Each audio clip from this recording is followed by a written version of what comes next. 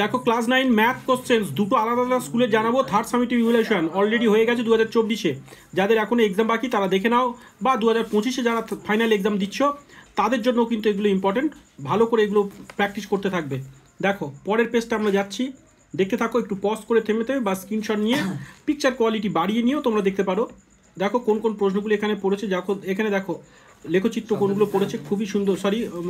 রাশিবিজ্ঞান এবং উপাদ্য খুবই ইম্পর্টেন্ট, সম্পাদ্যগুলো খুব ভালো ভালো ছিল। এবং আর একটা স্কুলের সেট তোমাদের ডাকবো। দেখো এখানে দেখো এই প্রশ্নটা দেখতে খুব সুন্দর। দেখতে পাচ্ছ যে কত আমাদের স্টুডেন্টরা কত সুন্দর পরীক্ষায় পেরেছে, যে এইগুলো কারুকার্য করার সময় পেয়েছে আর কি।